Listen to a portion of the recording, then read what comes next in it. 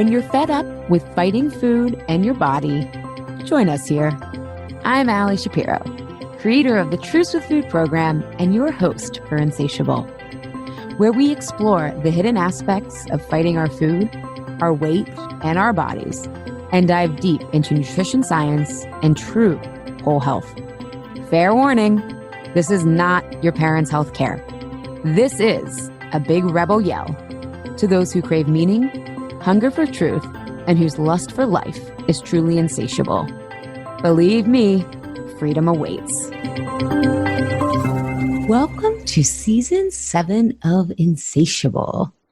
This season, our theme is hunger and taking a fresh look at different approaches to satisfying our hungers. To be physically and emotionally hungry is to be vulnerable. As Dr. Brené Brown says, vulnerability is uncertainty, risk, and emotional exposure. To have physical hunger or to acknowledge our emotional and soul hungers is to choose to be open to the daring risk of being fully satisfied. We will be exploring various diets and approaches to satisfying our holistic hungers. Before we get to our episode today, the pros and cons of intuitive eating, during our transition episodes to Season 7, I had hinted at something about if you love the conversations we have here and are all about exploring and experimenting to finding the radical truth for every body you have, your physical, emotional, and soul, I had something exciting to share with you. Introducing the Insatiable Membership Community. This community is designed to help you take action around the topics we discuss here and support you to find your answers from rather than asking yourself, how do I resist food? To asking, we want to change the question to, how do I become the person that no longer needs to turn to food? A radical departure from 99% of other approaches. I rolled it out privately last year to clients, new and old, and the results have shown me there is a real need for a community where we can trust ourselves, learn from each other, and as we get healthier, want to take more daring risks to make our life choices potent healing medicine. And I have to tell you, we've had so many people from the Insatiable community start to join here, and we're having so much fun. It's on an amazing platform, so we're really having great conversations and ahas. So I'm now opening it up to Insatiable listeners. It has been since the beginning of this season. In a nutshell, it's a community where there are new gurus and we learn from each other. Once a month, we have a mastermind topic that helps you gain clarity and have a group to support and learn from wherever you are on your path. And once a month, there's also a Q&A call with me where I coach attendees to get inspired, unstuck, and clear on your next step. You can find more details at alishapiro.com/IC2019. So I'm really excited for today's show, which is a solo episode with me. And I'm doing it solo because I've been asked several times over the years how my work is different than intuitive eating. And I knew that answer would require a thoughtful answer. You know me, I can't really be brief. I think wanting to eat intuitively is a hunger on so many layers. First, it's a hunger to no longer be hungry, right? To learn what works for your body instead of deprivation and dieting. It's a hunger for simplicity, not 1,000 rules other people are telling you. It's about getting back in touch with your own hunger and bodily needs. It's also a hunger for freedom, to no longer be controlled by food and weight. And as I'll share today, as with my process, I see it as a soul hunger to make the pain we've experienced in life count and contribute to a better world. I'm also someone who loves options and choices, and so I love planting the seed that there are many paths to becoming an intuitive eater. I agree with the entire intuitive eating premise, and I always say there aren't nutritionists in nature, and my goal is to get clients back to focusing on their needs, wants, and instincts, with food just being one part of that, where intuitive eating is exclusively focused on the food. And the way I approach, or the how, my end goal of intuitive eating for clients is radically different than how the intuitive eating principles do them. And how to me is everything, because it determines how much you change and what you change in the process, who you become, not just the end goal. For example, becoming a parent. The end goal is to become a parent, right? But how do you get there? Do you adopt? Do you do IVF? Does it happen by accident? Does it happen on its own? How do you approach pre-pregnancy, pregnancy, delivery, the fourth trimester? How do you choose to parent? All these things are going to change you in different ways and have you experience different things. It's not a right or wrong. It's about finding the right fit. And so my point being in using that example is the how might be more important than the what. So I agree with being able to eat intuitively, and how I get there with my clients is very different than the traditional intuitive eating approach. And I'll explain the reasons I approach becoming an intuitive eater differently. I also want to be clear, I am not trained in intuitive eating. This was never the path I took personally or professionally. So I don't have the perspective or expertise of the program of someone who works with clients on this day in and day out. But I know enough to explain the key differences and some of the limitations of traditional intuitive eating. So before we get started, what is intuitive eating? And this is directly from the original creators who used research-based evidence to help develop this framework. So intuitive eating is a self-care eating framework with 10 principles. In today's episode, I'm going to go over the 10 principles and add where I think there's a different way to think about these principles based on how I work with clients. Intuitive eating is truly an empowerment model because it's filled with experimentation and curiosity. Empowering because it's guiding you to your own conclusions. Lots of plans out there now claim empowerment only to tell you exactly what to do or what's off limits and legal and good or bad or what steps to take rather than foster your own need for autonomy and autonomy. Someone tells us not to do something or that we can't, we just want to do it, right? Like if a diet tells you you can't eat potatoes, all of a sudden you want fries.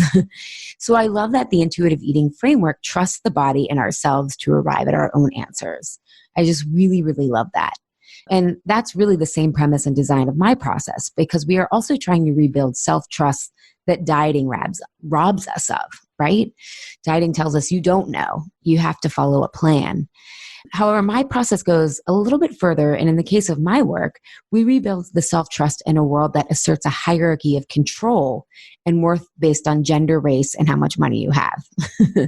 So I'm really working on a desocialization process with clients, not just around dieting has robbed us, but what our culture tells us is appropriate for us based on not just our looks, but who we are as women, as men, and wherever we find ourselves in the social hierarchy.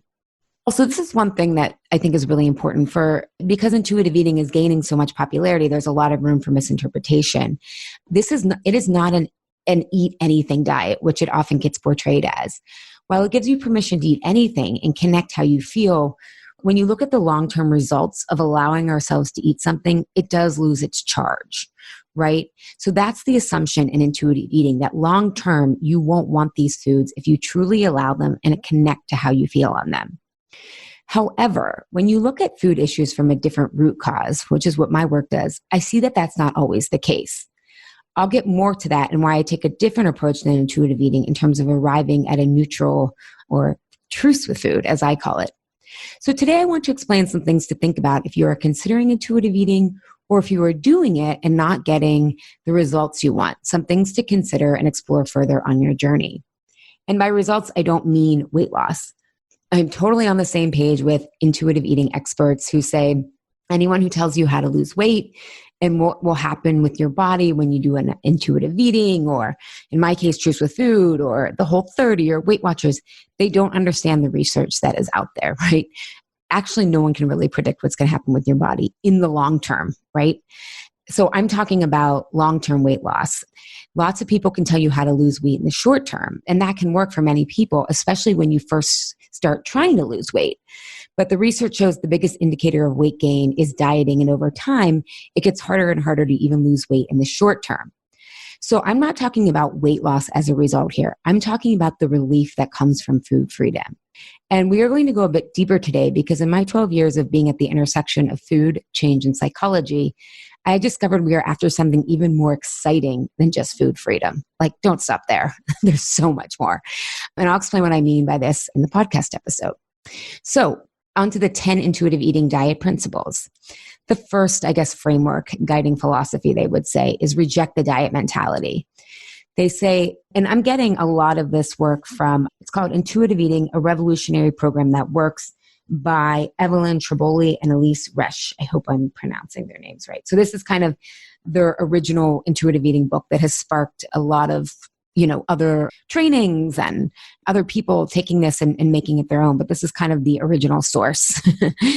So in the book, they say, throughout the diet books and magazine articles that offer you the false hope of losing weight quickly, easily, and permanently. Get angry at the lies that have led you to feel as if you were a failure every time a new diet stopped working and you gain back all the weight. And in this book, again, they give excellent research on how dieting actually causes weight gain and makes weight loss harder with each diet attempt, and that binging is in response to restricting and why it can feel so scary to give up dieting and even binging. I'm running Truth with Food right now, and we're really working with a couple of my clients on not restricting, right? And their binging is going down, but it's not gone all together, right? Because it takes time, because you also have to get to the emotional reasons you're binging. But it can be really scary to give up that yo-yo. Then one of the things that I just love, that I agreed with so much in their book, they mention this woman whose name is Michelle Lawika. I hope I'm pronouncing that right. But she has a book called The Religion of Thinness, and she's a Harvard-trained theologian and scholar. And she makes this compelling argument about how the endless pursuit of thinness through dieting fulfills a spiritual hunger. The purpose of dieting serves as the ultimate purpose by providing a set of myths to believe regarding the rewards of thinness, offering rituals to organize the daily lives of women, creating a moral code of which to live and eat by, and creating a common bond and a community for women, right? I've often joked on this show, and when I give keynotes, those of us who don't have religion find nutrition, and there is a reason, right? What it does is it helps us organize our lives around, are we productive? Does our life matter, right? And if thinness is the ultimate guiding meaning, we can say, I know my life counts because I ate well today, I exercised, I was disciplined, I'm being productive. It just orients us, right, to what gives us meaning in our lives versus us having to figure it out for ourselves. I've shared a lot of times that, especially in my 20s, dieting was my hobby. There were no longer organized sports that I played. I had no one else to kind of shape what I did in my after school activities. And my life became my work. I was in a really intense position, traveling all the time, moving every 6 months. And then my fallback was food. And even though I struggled so much with food and wanted to stop dieting and lose weight, this was such a big piece of my identity, right? And so we can hear this and know that we need to reorient ourselves, but that can be really hard after food and weight loss has been front and center for our lives. So this is where I agree with what they're saying in this first step, but with my clients, I start somewhere else. I actually start in a place that will get clients to know what they are for. Because we can reject diet mentality, but what do we replace it with? What do we want to be for, right? So with my private clients, and this is kind of, oh, by the way, I had a podcast listener ask me if I still work with clients privately. Yes. And I actually, after a couple of years, have 3 spots open. So I haven't let my list know yet, but you'll know if you're listening to this that I do have space for private clients, and I still work with clients privately. But with my private clients or in Truth with Food, we start by setting a process-oriented goal. Someone you would have to be to accomplish your bigger health and wellness goals. So we find so for example, some clients' goal is find non-food ways to reward myself. One client, I just was working with her the other day, she wanted to feel more grounded in my choices rather than letting self-doubt get in the way, right? Because food was just one area that she was feeling this in. Some other clients will say, I would love if I could use exercise to nurture and not punish myself. And I start here because, again, intuitive eating looks at research and food, but my background is in change and psychology. And so we really need personal, compelling reasons to change. And we have to be for something, not just against something. And I also start here because this allows us to get to the real root cause of falling off track with our eating, or why we are so stressed, which has nothing to do with food. The process I take clients through after we know what they are for leads us to diagnose the story, patterns, and behaviors that make us want to diet or fight food in the first place. And if you check out season 2, episode 2 of Insatiable, I have all the details of these components of, why we fall off track. And, in the show notes, I'll also link to that episode if you're interested more in the root cause of why we fall off track. Or in Why Am I Eating This Now, we start identifying the emotions that trigger us to think about food or be overly stressed. Why am I eating this now could also be called, why am I so stressed? Why am I so overwhelmed? Because what clients discover here is that their mental food gymnastics, should I eat this? I really shouldn't eat that, but I want to be good. Oh, I don't want that, is the same as their analysis paralysis when they're stressed. It's not about food, it's about the emotions that we feel powerless over. And food is just a way to procrastinate, it's a way to numb. So in these programs where I'm not really focusing on the food, I start here so we can have a massive paradigm shift that actually takes the problem outside of diet culture. When you can connect that you fight food or your body as a metaphor for fighting or gearing up for life, there's a new destination you want to go to. Plus, diet culture is part of a larger nesting doll of capitalism that says we are only worthy if we are productive and getting ahead, a patriarchy that tells us that we as women are inferior and thus never enough and always have to prove ourselves, or that men who are sensitive are pussies, right? And like, by the way, vaginas, the proper terms, are really powerful. Balls are like the most sensitive things. So let's just get our metaphors accurate here. So the diet culture mindset is a symptom. It's not the root problem, which is why I start with our story that not only keeps us out of control around food, but it also gets us to see this is not only about food, which paradoxically takes pressure off the food.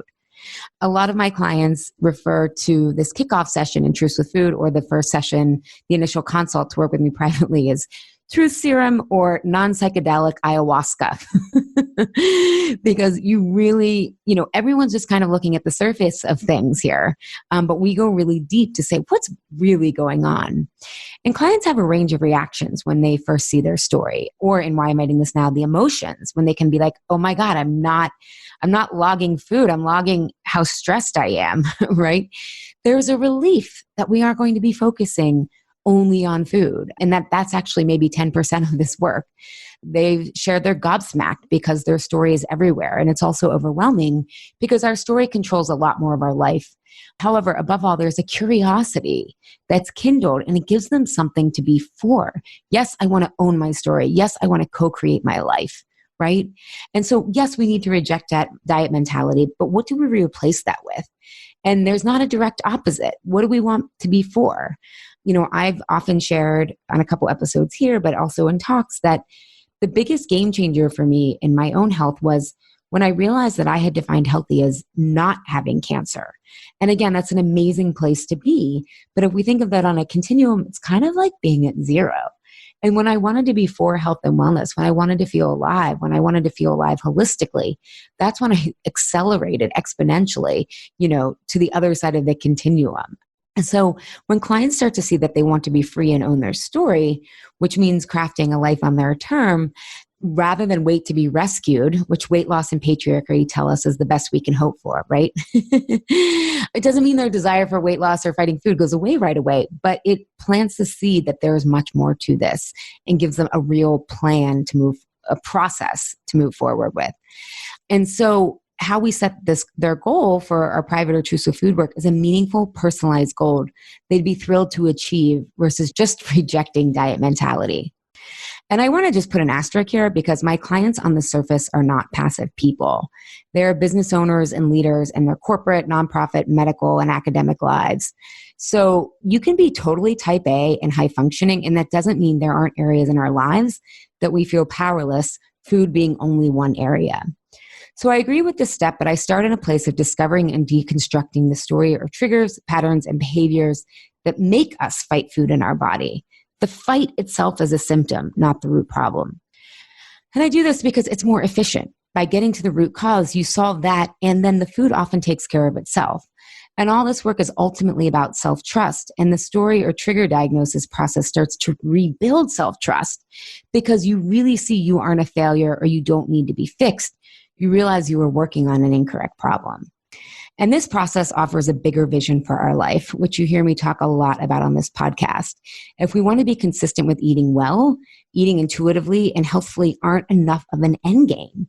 We need a life we want to be healthy for, which again, I define as more wants, chooses, and gets to versus shoulds, have tos, and musts, right? There's never going to be the fantasy. I mean, unless you have a trust fund, but we're learning even those kids have problems. No one gets to ride for free in life. So it's not that your life is perfect. It's just that you're going more with your own flow than what society has told you have to do. All right, number 2 of the intuitive eating framework, honor your hunger. They say keep your body biologically fed signs with adequate energy and carbohydrates.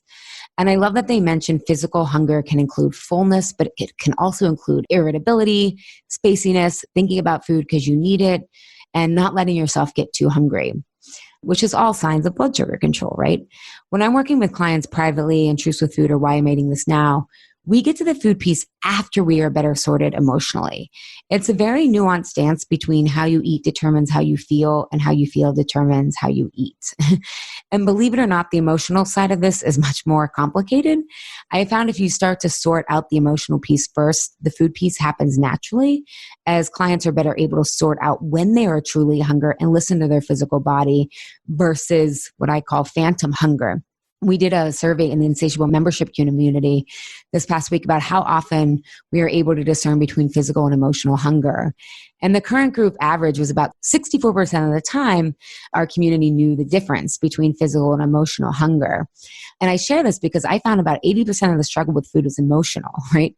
So if you can clear most of that up, it's much easier to tune into our physical hunger versus trying to tease out, what kind of like 40% of the time is emotional versus physical. When we do get to this piece about knowing the right foods for your body, I give a series of time-tested experiments and explain blood sugar so people can more quickly learn their body. The experiments help people arrive at their own conclusions, which is consistent with intuitive eating premises. But I use blood sugar and digestive health as a discernment tool because I think it shortens the learning curve. One thing I've really realized, at least for my clients, is we crave some structure. We want flexible structure, right? But we want enough structure that we can measure results, like decreased hunger, decreased headaches, decreased cravings, all that stuff. And I created this because I am someone who's extremely sensitive to sugar. So the more I ate when I didn't know what foods worked best for me, the more depressed I became. And I couldn't get myself out of that depression hole. And that's because there were deeper emotional issues at work. And so I tried with therapy and meds, but all I could do was connect to how much sugar I was eating and how actually all that sugar made me feel even worse. And like, I could tell it was making me feel worse, but I couldn't stop, which made me feel even more broken because yes, this is awful and I'm still doing this, right? And most of my clients are coming to me with some medical condition like anxiety, depression, or autoimmune stuff like Hashimoto's or arthritis. So I created these experiments so they would arrive at their own conclusions and build self-trust, but wouldn't be discouraged by the time it can take to tune into your hunger without any structure, especially with how foods are hyper palatable today. And it can be really hard to just like stick with that timeline of just learning when you're full and whatnot. So I agree with all this and I focus on the physical hunger later after we've cleared up some of our emotional stuff because I think saves time and sets us up better for success. Okay, intuitive eating principle number 3, make peace with food. In the book, it literally says a call, a truce. I never knew this because I only read it like a month ago. And it's focusing on not restricting, giving yourself permission to eat what feels like forbidden foods, right? The foods that make us feel guilty, the ones that make us feel like we're bad. And they bring up that a lot of binging or overeating is reaction to restriction, which I totally agree.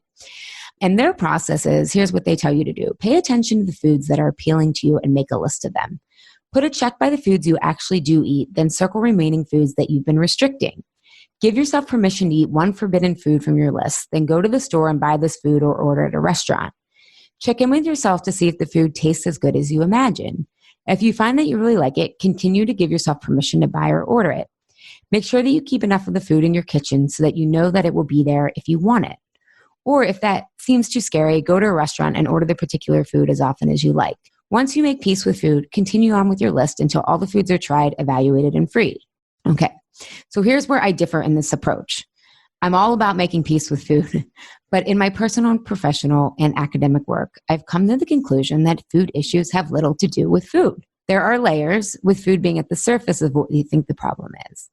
But food issues are often about unresolved trauma. And we've talked about this on the podcast a lot, big T's and little T's, right? And for a lot of my clients, it's the little T's. Nicole Keebler, who was our guest in season 6, episode 2, she says, big T's explode, little T's erode. And I love that because what clients start to realize when we do more of their story work is that they realize it wasn't one instance in life that kind of set them off on food or that they had one big trauma. It was this constant barrage, right? Maybe they were bullied, or a lot of clients who have divorce in a home, right? They grow up normalizing chaos, which is a big deal because we'll get to there later. And of course, there are things like narcissistic parents, neglect. Some of my clients, the financial poverty that they grew up in and how that distanced them from the world around them, or when their parents got divorced and they were the only person in that neighborhood, right? My older clients, when their parents got divorced, that was like, nobody did that, right? And then of course there are the bigger things like sexual abuse and other things, but it's really important to realize that food issues are about, and maybe you don't want to say unresolved trauma, that feels too heavy for you, but it's unresolved pain from your past. And this is why this matters. Particularly, the way that they suggest that you have this piece with food is you're supposed to be paying attention in your real life. Well, our story about how we have to be in real life is what triggers us to eat out of alignment with our goals. So you're supposed to be doing this orderly process, right, of like testing these foods when all of a sudden your job gets nuts, when you have to move, when your mom gets sick, right? So for most people who have unresolved pain or trauma, these transitions send you down a spiral, and you aren't going to stick with this process because you will be overwhelmed. Plus, being on the surface, we are talking about binging and deprivation and feeling full on an intuitive eating level here, right? But if you have unresolved trauma, you might be more comfortable in the discomfort of being deprived or binging or dieting, because it's not about the binging or deprivation or permission. It's about what those feelings bring up in us. What is the emotional experience that binging, restriction, or satiation creates within us, right? This is what self-awareness is about. So many of us think we're self-aware, but we're self-critical. But what's happening when we're binging? How does that, in a weird way, maybe it doesn't make us feel super safe, but there's some safety in that, right? So if you have unresolved trauma or pain, feeling and trusting satisfaction and satiation is more uncomfortable than the drama of restriction or the chaos of binging. Eating intuitively is very uneventful, and it doesn't get at the deeper emotional work we must do to feel comfortable feeling great in our lives. So to make peace with food, you actually have to make peace with feeling peaceful and satisfied in your life. So with my clients, the bulk of our work is to reboot their emotional immune system so we aren't comfortable in a constant state of emotional inflammation or chaos. Right? The striving, the overworking, the overperforming, the perfectionism, that's our comfort zone because it's familiar, but it also keeps us really up and then we crash, right? So if we think about our physical immune system, we want it to react and protect us, but not so much, right? That we're reacting at things that we shouldn't be, like our food supply. So with unresolved trauma or pain, we have an overreacting emotional immune system. We are always gearing up, which is preparing for psychological conflict. So we are competing, avoiding, and accommodating when we don't need to be. So here, rather than doing the food testing intuitive eating recommends and observing how food makes you feel, when my clients eat out of alignment with their goals, they learn the tools to x-ray what happened emotionally. How was my emotional immune system overreacting, and thus me not getting my emotional needs and wants met? So here's an example of this. I had a client I was working with, and she realized that when it came to presenting at work, she was like always over preparing, right? Whether it was a meeting, a presentation. And her pattern was to avoid. She never asked, like, what are my expectations? What do you want to get out of these presentations or what are these meetings, right? It was just like, I'm going to do it all. So she would end up procrastinating, sometimes just with social media, sometimes with food. It would leave her to stress. And then she would eat to fuel the work when it was due the day before. And then she would numb the discomfort of how much she was building up the presentation. So she was on the defense because she didn't want to fail, right? Rather than wanting to get her ideas out there, she was so worried about failing, right? This came up in Truths with Food this week. I was giving them what I call the zoom out tool. And in the zoom out tool, one of my clients was sharing that she was nervous about a different work situation. And I said, well, what do you want to get out of this? And she's like, well, that's an interesting question. She's like, I'm always so concerned with not failing and trying to prove myself that I never think about what I want to get out of this. And so all of this is to say that we are more comfortable in this constant state of being super up and stressed or super down and just uncomfortable, right? Rather than the smooth, calm steadiness. So this is why we will eat things that make us feel like shit and yet still do it, because the food is serving us in other ways that aren't about the food. So this is the start of a radically different departure of how I approach this differently than intuitive eating. And I'll explain why the more we go.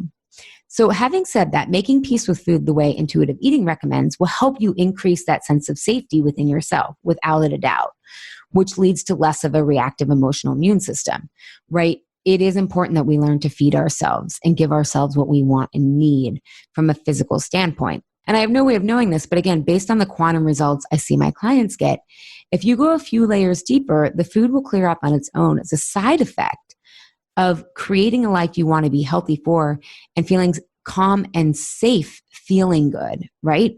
So a lot of what I'm doing with my clients is helping them feel safe, feeling really good and powerful, not on that roller coaster of doubt, crashing, overperforming, crashing. So I always have, and again, I want to say that maybe a con of even intrusive food or a downside is, because I always have my clients come on here and tell you the truth, that changing your story and owning it is really challenging work. So in a way, it might be harder than intuitive eating in some ways because the process is right direct. It forces you to look at yourself in a way that intuitive eating does not. So it's definitely more intense. And so I put that there because sometimes it can be healthy to do these intuitive eating steps and then come and do some sort of story ownership process if you don't feel completely comfortable in your body or with your food. There's no right or wrong, but it's definitely more intense to go straight for the story. But as one of my favorite Peloton instructors, Robin says, you deserve better than easy. So shout out to my current Truths of Food clients who are making the turn right now. They've spent these last 2 months really digging in and doing the hard work. So yeah. All right. Principle number 4, challenge the food police. Okay. So this is what intuitive eating tells us to do for step 4. And it says, scream aloud no to the thoughts in your head that declare you're good for eating minimal calories or bad because you ate a piece of chocolate cake. The food police monitor the unreasonable rules that dieting has created. The police station is housed deep in your psyche, and its louder speak shouts negative barbs, hopeless phrases, and guilt-provoking indictments. Chasing the food police away is a critical step in returning to intuitive eating. Okay, so the food police, or as we call it in Why I'm Eating This Now, Truth with Food or with my private clients, these mental food gymnastics about we should or shouldn't eat and then judging ourselves afterwards, these actually come out when we feel unsafe emotionally. When we feel we need to gear up for our day, we get a project we assume requires so much of us. When someone questions us at work, right, we present and then they ask a question, we make it mean we don't deserve to be there rather than we were unclear or someone wants to know more, right?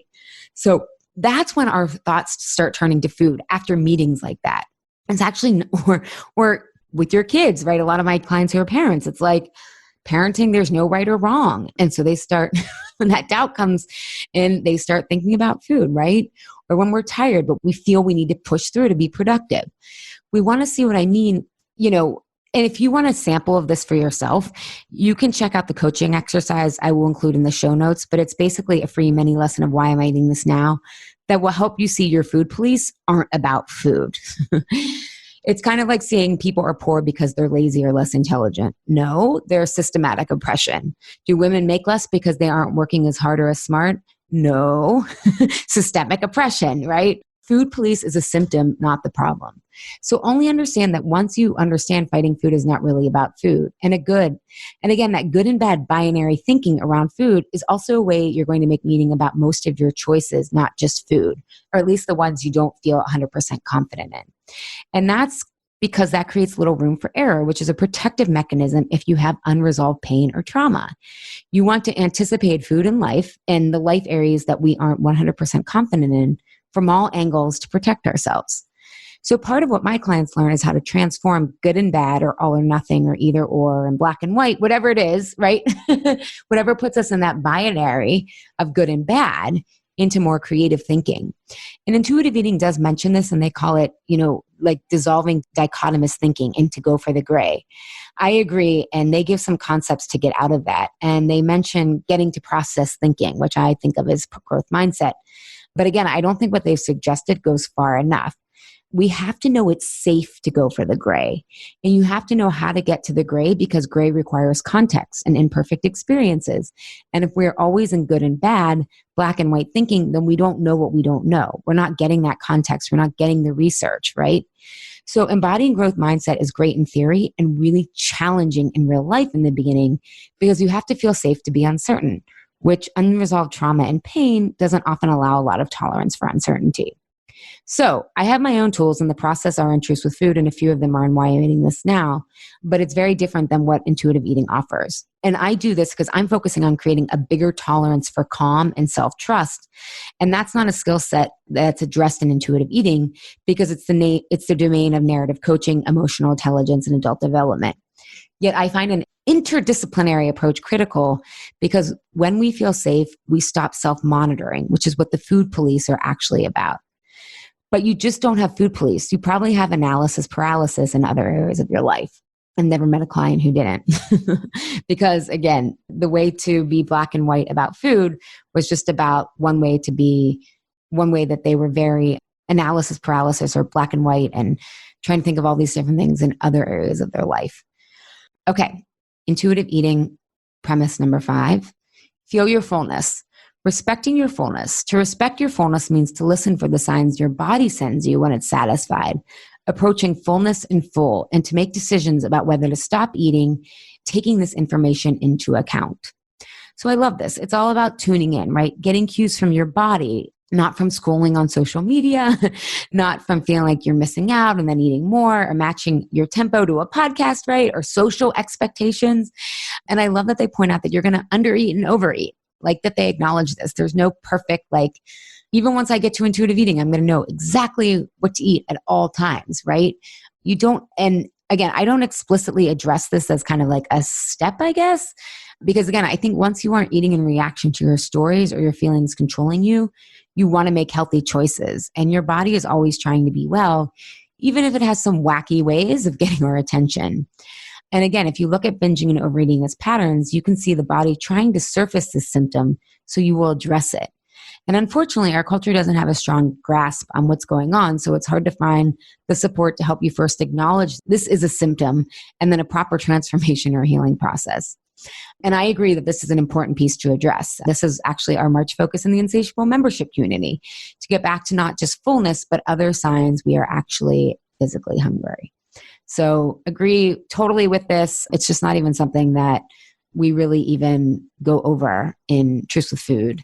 We definitely focus on how to know if your other signs and symptoms beyond fullness, like fatigue, focus, a lack of anxiety, those kind of things. But we don't focus on the actual physical fullness, because it becomes really intuitive once you clear up the emotional stuff.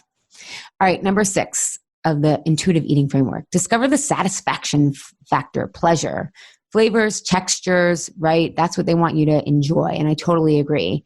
And again, I think blood sugar principles can help with this learning curve. And I also think it's tricky because of how food is made today, which is why I give people experiments, because food today is so sugary, so salty. There's so much chemistry going on. I mean, guys, they're seriously in northern New Jersey, because when I lived in Philly and when I worked in the suburbs in the corporate world, I would come home at night and it would smell delicious. And then I met a friend who actually, she quit, but she used to do this sensory tasting work for food companies. They're spending billions of dollars with scientists in New Jersey. Okay, there are other places. But I'm thinking of the Hamilton line. Isn't everything legal in New Jersey? But they are trying to locate the exact peak places of your brain that will light up the reward center and make you eat more and more and more, right? That's how they get you buy more product. So I've gone off on a tangent, but I'm saying the satisfaction factor can be a little challenging, right? And again, feeling satisfied has to feel comfortable, not just around food. How many times do you feel guilty for getting your way or just eating what you want, right? Or doing pleasurable things without earning them, right? This goes beyond food. I remember back when I would try to lose weight, I'd set up these plans and I'd reward myself for pounds lost, which of course involved so much sacrifice. Like I would get a manicure. I mean, I worked at a bagel shop, so I didn't have a ton of money in high school, but it was like, oh, I'll buy myself a top at Gabe's, which is the equivalent of like Marshall's today, right? It was like this complete puritanical sacrifice rewards. And I still, this satisfaction of just like buying something because I wanted it to, or not feeling like I had to earn even like downtime from studying, right? I'm not a big part of, I guess what I'm going to say is I still distrust ease and pleasure to this day, not to the degree I used to. Part of it is the trauma of, cancer, and part of it's the parents I grew up with who were always on guard. My dad grew up very poor and in the projects of Pittsburgh and very violent neighborhoods. So he grew up always preparing us, and my mom's a little paranoid. I love her, but she's a worrier. So it's not all the trauma, but it's also my parents, right? And then also life today, right? We're constantly being encouraged to be stimulated and never have downtime. And also because the most meaningful things in our life are going to take work. They're not just going to be all pleasurable and easy. But the point is, this is a pattern that extends far beyond food, and you can get more comfortable with satisfaction, calm, and pleasure. Life doesn't have to be all hard work and no play. I mean, we definitely don't need to earn our food, the ability to feel satisfied from our food or satisfied from our lives. I mean, we have to earn it. And now this is going to sound like I'm contradicting myself. We have to put in the work, but it doesn't have to be as grueling and full of deprivation as we've been led to believe. So to me, really, if you focus on story ownership and rewriting your story, when you do that, you build self-trust, which enables us to trust calm, fulfillment, and pleasure, as well as tolerate the uncertainty that's going to be required to work through to get to that place. So I agree with discover the satisfaction factor and pleasure with food. And I also know that can be really disorienting and make people fall off track because of the feeling of calm for an extended period of time. I'm not just talking about one meal, but for a while can do. Okay. Intuitive eating principle number 7, honor your feelings without using food. Here is what they say about that. I'm reading directly from the book. Find ways to comfort, nurture, distract, and resolve your issues without using food. Anxiety, loneliness, boredom, and anger are emotions we all experience throughout life. Each has its own trigger and each has its own appeasement. Food won't fix any of these feelings. It may comfort for the short term, distract from the pain, or even numb you into a food hangover. But food won't solve the problem. If anything, eating for an emotional hunger will only make you feel worse in the long run. You'll ultimately have to deal with the source of the emotion as well as the discomfort of overeating. Again, I totally agree. And going one level deeper on these cravings, I'm looking at the emotional and soul level of this hunger, right? So they give examples about boredom, right? Like when you're bored, what to do instead. But here's the deal, guys. There's a root cause to boredom or procrastination. Often our story's holding us back from taking the courageous leaps we want. And that's why we're bored. The root cause isn't just that we need to reading a magazine or something isn't going to help chronic boredom, right? Or even occasional boredom, maybe occasional boredom.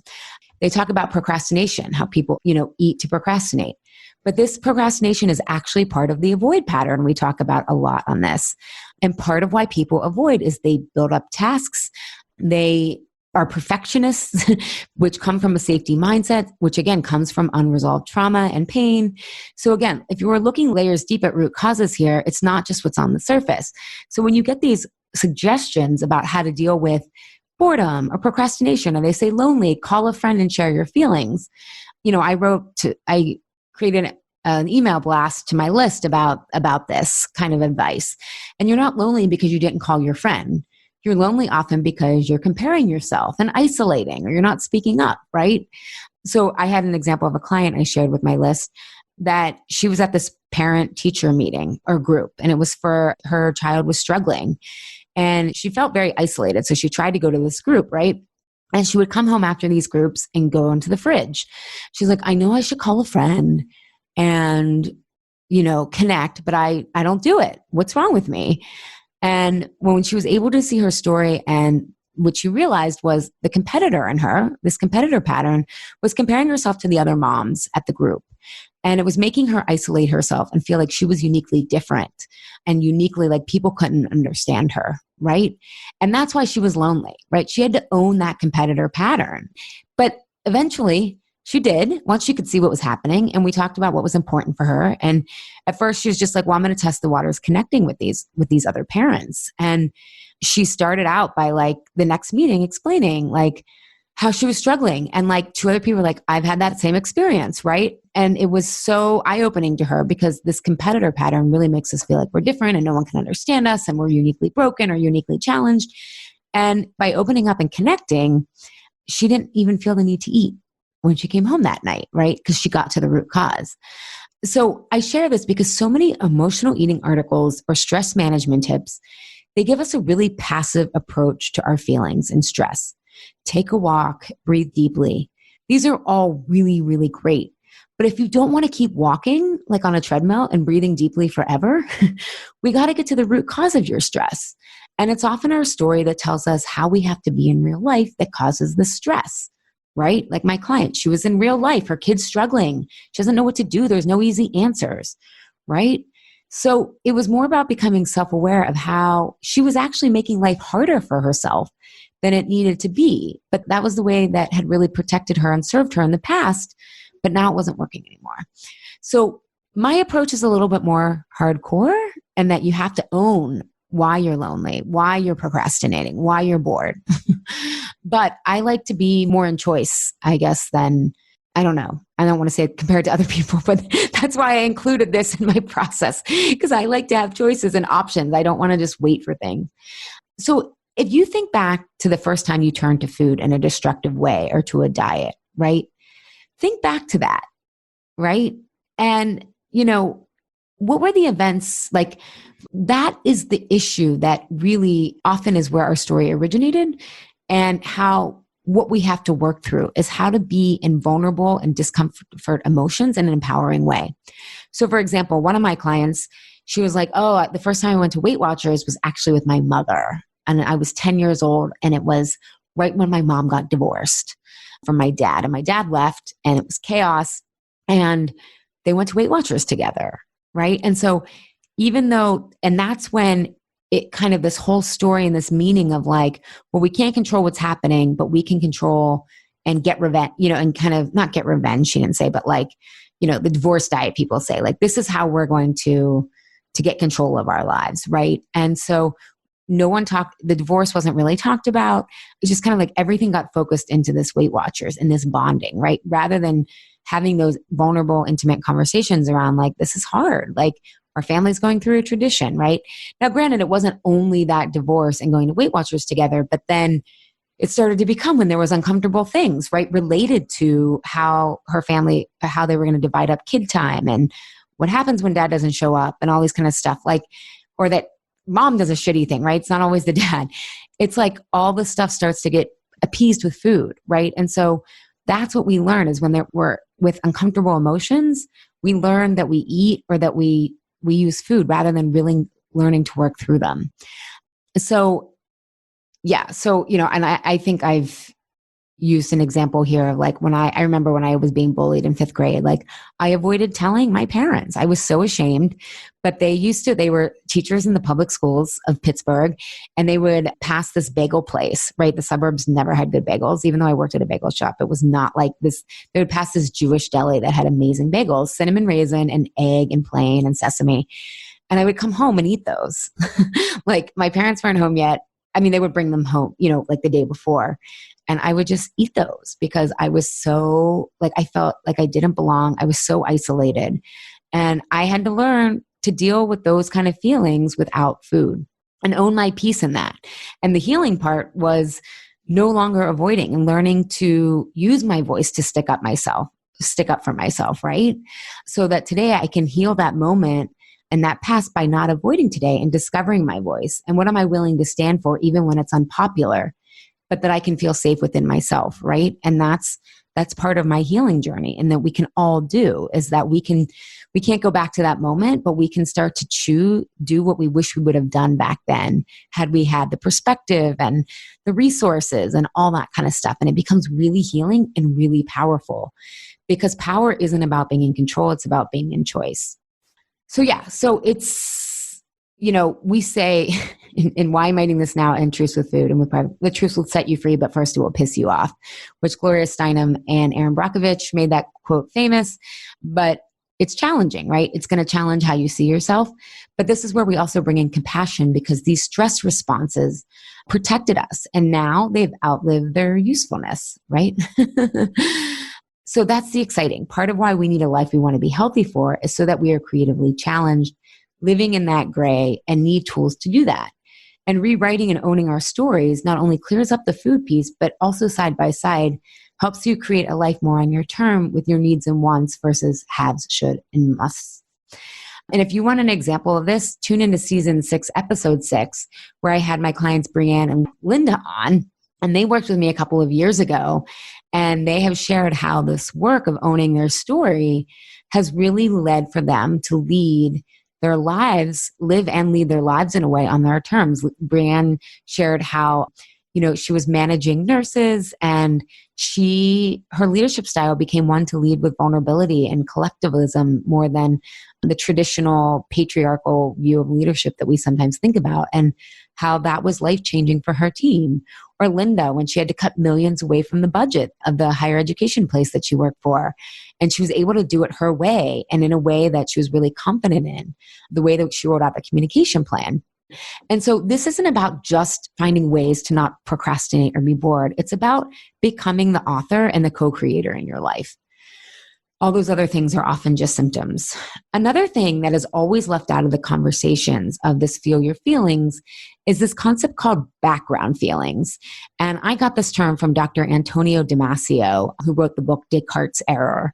And the book is basically about how Descartes and that whole movement of separating the mind and body set us back, 2,000 or 3,000 years. But what happens is, if you have unresolved pain or trauma, and again, it's not just the one incident, but then it's all the incidents after that confirm your powerlessness, right? It was like, it started with me with my bullying, and then the cancer happened. And then I found weight loss even more. And it was like, that kept confirming it. And then when I didn't have the job that I liked, and I couldn't date, right? Like, until I lost weight. But I'm just sharing, like, all these things we make the same meaning out of the way that it was when we were younger and powerless.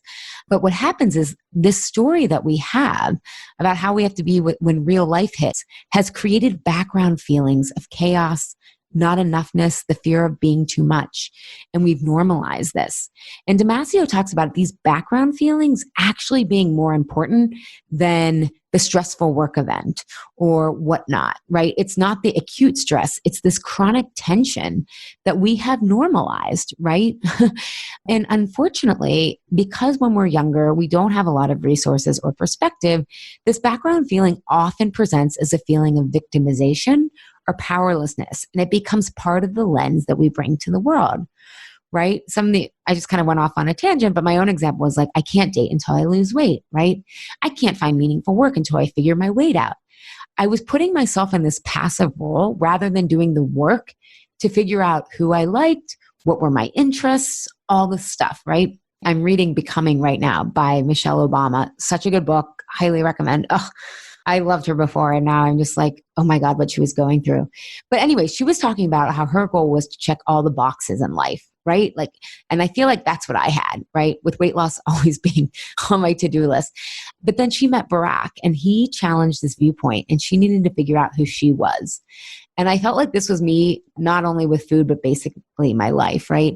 So cancer had made me feel really unsafely singled out by life, and it created fears of being seen in areas of life as a result, because in the areas that I wasn't as confident in, because that triggered uncertainty. And cancer is one of the ultimate uncertainties. And so I had no resilience or agency around that feeling.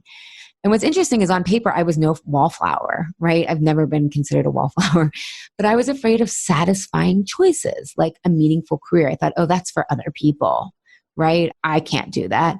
And so not only was I like, I can't do that, but then it was overlaid with this, it's easier for everyone else. It's harder for me. And this was protecting me from the risk of being seen imperfectly and keeping me isolated and victimized. So this background feeling of me kind of normalizing powerlessness and also being in a state of chaos started at 13 and then normalized over a decade.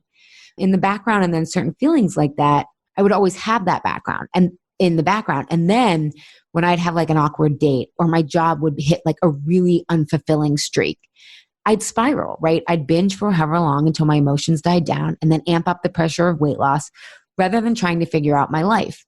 I was giving my power to weight loss to rescue me from my depression, life, and myself. Now, I talk about my process is kind of hardcore and then it makes us own patterns and behaviors. But in this process, we bring in a lot of compassion. In our culture, we see our pain as a reason to isolate, right? In a healthy society, we would learn to come together. So we aren't taught or encouraged to do this. So in fact, our systems of oppression depend on us being isolated instead of joining together. As AOC, as she's known on the social media forum, as she's known, said, it's not Democrat or Republican, it's top to bottom about the oppression. And I felt like I had been to church after she said that, right?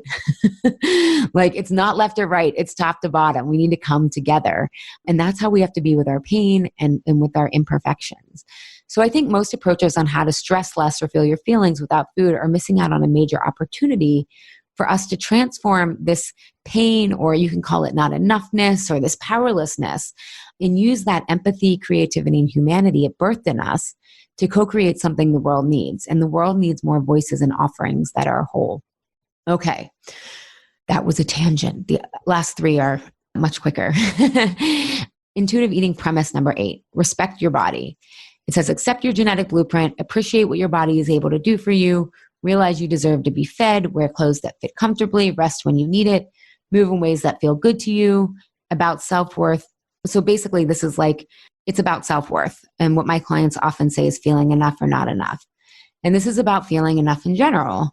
And the problem, again, with unresolved trauma or pain is we have a very narrow feeling of being enough, usually only when we're perfect, which is really about, this is what I need to do to feel safe. In the intuitive eating book, they talk about, stop body checking, which is comparing your body to others. But this is actually a competitive response, so you know how safe you are emotionally and psychologically. Are you ahead or behind? You have a different set of acceptable behaviors that you deem are safe based on your power position, right?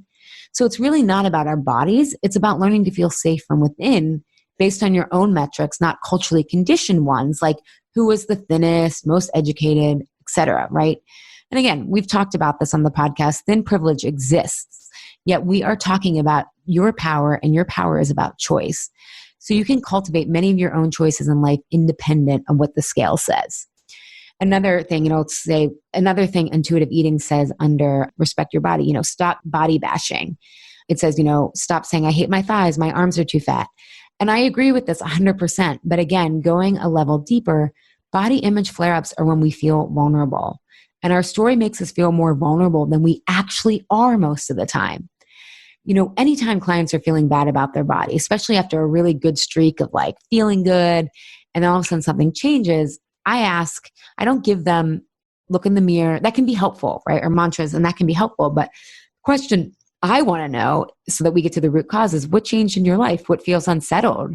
And if they've done Truths with Food, we can start to look at where their story is flaring up. In another area of their lives, the arms and our butts are distractions and containers to place this vulnerability, because there appears a plan to fix those, right? That gives us some certainty. But we need to develop the skills and tools to manage what settles us emotionally, so that we can stop projecting this vulnerability onto our bodies and start feeling more confident, independent of our food choices or our weight.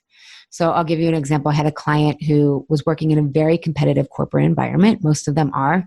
She has a health background and an MBA. She's super smart and talented, has a lot of experience, but she was comparing the way she dressed in her body to these other women in her office who had Ivy League degrees, right? And I'm recording this during the college admission scam. So it's like, I think we all kind of knew that really, really wealthy people got in without merit.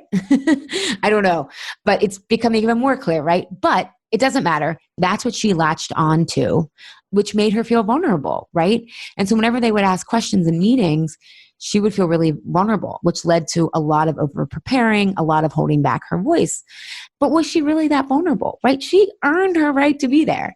So we started experimenting and challenging her story. And she realized that when people ask questions, this was a great way for her to strengthen her point of view. And it actually made her more influential. And so when she was feeling safely self-expressed and that she belonged there more by not competing, but getting clear on how she wanted to show up in those meetings, her body image, felt much better. Isn't it amazing how you can't start to question yourself when you feel that way versus when you're wondering if you're wearing the right thing or your arms look this way or whatever? It's when you feel vulnerable. And a lot of times our story makes us feel more vulnerable than we are. So again, you have more agency or choice over your emotional vulnerability than the size of your body. And so to me, it feels a lot more powerful to get the skills of the real issue and build up our confidence, that an authentic confidence that is independent of our weight, which leaves our weight off the hook, because I agree, you can't control your weight. We all have a genetic blueprint. Okay. Intuitive eating principle number 9, exercise. They talk about feeling the difference rather than it being punishment. I love this. I don't have much to say here. I just know that when some clients know if they have a lot of health challenges, especially hormonally or from an autoimmune perspective, really intense exercise can hurt them. It can feel good in the moment. So I'll put more of my educator coaching hat on and help them find something that leaves them feeling better versus in more pain. More exercise is not always better. And it can take some time to figure that out. So if I know someone's in acute distress, I'll say, hey, let's focus on something a little bit more gentler rather than them kind of taking that time to figure it out themselves. Okay. And the last intuitive eating principle is honor your health. Work on the nine first, and then focus on your health. And I love that they emphasize that you don't have to be perfect to be healthy. I agree. You can still make a lot of progress without being 100% quote unquote perfect, because perfectionism is hard on the body and soul. I get that point, and I just don't think you have to wait though, right? There's a lot of fundamental differences here, but there's a lot of timing differences that I believe in compared to the intuitive eating framework. And I think this is where health privilege comes in, right? Not all of us are coming to intuitive eating without acute health issues. And I think with how much chronic illness we have today, anxiety and depression are included in that, can be in tandem with rewriting our story. You can see how if you aren't aware of the emotional undercurrent or layer below the food, you would need to wait to get here. But again, I was in so much physical and emotional pain, and a lot of my clients are too. I don't think they would tell you they were in so much pain, but they have normalized a certain level of unfulfillment and exhaustion and cravings. So focusing on our health and my own health in tandem with the other stuffs was really helpful and woke me up to my power and responsibility. And it set me off into this self-authoring development curve that just made me feel more and more powerful. And it made me feel empowered and curious and confident enough to then study inconsistency as a symptom, not some willpower defect, which led me to create Truths with Food. So looking back on it, I can seem like it was all a natural storyline, but let me tell you, it was not. So by focusing on my health first, actually, that just awakened so much confidence and power in me. Now, I can see how some people may need or want to wait to focus on their health, which again, just to be clear, is separate from weight. Weight and health aren't correlated. So I can see how some people would want to wait. But in my work, again, I come from a premise that there's always an emotional component to inconsistency, depression, anxiety, and autoimmune issues. So if you wanted to heal at the root, you can't stop at the food. So we are addressing health always when we're addressing the emotional component of things. Also, when you are depressed or anxious, there's really additional motivation to figure out the foods that will alleviate anxiety and depression, because that piece is easier to figure out and less pressured when you understand the bulk of the work is in rewriting and owning our stories, not conjuring more willpower with a food plan. So I just don't think you have to wait. And I think it can often be a huge developmental piece if you're in enough discomfort that you want to change. Because as the authors and creators of intuitive eating say, each of these steps take as long as they're going to take, right? So this could take 5 years to work through these steps. And I know looking back that if I wouldn't have had gotten the physical piece to my depression figured out by healing my gut, I would have never had the emotional capacity to take on owning my story, because there was no process to do that. So it took me 13 years to solidly own my story, whereas my clients can do it in about a year because I give them that process. But I was just, running into brick walls and it was such a shit show trying to figure this out. But the upside of being stubborn, the golden part of that is I'm very persistent. The shadow side of that is I'm freaking stubborn. So I just share that, and that focusing on the health first or through a health lens, I don't think it has to be compartmentalized. And that was a big game changer for me in my own development. All right. So in conclusion, intuitive eating offers a lot, and I love the philosophy and approach. However, I don't think it gets to the root cause of our eating issues or body image issues, as I've discovered most eating and body issues have little to do with food. They have to do with feeling more safe, to feel vulnerable, calm, and satisfied, including taking up space in the world with our needs, wants, and ideas, whichever form that takes. I think intuitive eating can move you along that continuum. And I think the Truth with Food process provides a quantum leap on that continuum as evidence of my clients' results, because it helps you start to create more of your life on your terms as part of the process. It gives you more complete tools for the emotional intelligence and adult development required to really get out of diet culture and the cultural forces and expectations that influence diet culture, i.e. what it means to be a good woman or a good man. We were laughing in Truth with Food. A lot of my clients are like, I have this rebel side of me, and I would rebel more if I had more self-trust. And I'm like, that's my goal for you, to be 100% rebellious, because they rebel where they're confident, but not where they're 100% confident. And that's what we're working on. And so this is just, why I call my offerings option C. It's not dieting. It's not anything else out there like intuitive eating, mindful eating, or body positivity. It's this weird, radical other option that goes deep. And I also understand that it's not for everyone. Again, starting with just the food piece can build up a lot of self-trust. So then maybe you want to take on more. My work is kind of like your own personal shamanic journey. Seriously, it's going to go deep into your psyche, because the central question I'm interested in isn't about how to resist food, right? Or no longer resist food. I want clients to change their question and live into the answers of, how do I become the person that doesn't turn to food? I think intuitive eating provides some answers to the question, but it stays on the physical hunger level, even though I know many people experience emotional and soul hunger satisfaction from intuitive eating. But for those insatiable, I think my process can give you life-changing answers and even more questions you want to explore for your health and life. So I hope this was helpful. And it was a diplomatic approach to intuitive eating, because again, I agree with so much of what they're saying. I'm just coming at it from a different root cause and angle. And again, if you're interested in this question of how do I become the person that doesn't turn to food, check out our Insatiable membership community. We've got a special rate for March 2019. You can find information at alishapiro.com/IC2019. Thanks again for spending this little over an hour with me. I hope it was helpful. Thank you, Health Rebels, for tuning in today. Have a reaction, question, or want the transcript from today's episode? Find me at alishapiro.com. I'd love if you leave a review on Apple Podcast and tell your friends and family about Insatiable. It helps us grow our community and share a new way of approaching health and our bodies. Thanks for engaging in a different kind of conversation. And remember, always, your body truths are unique, profound, real, and liberating.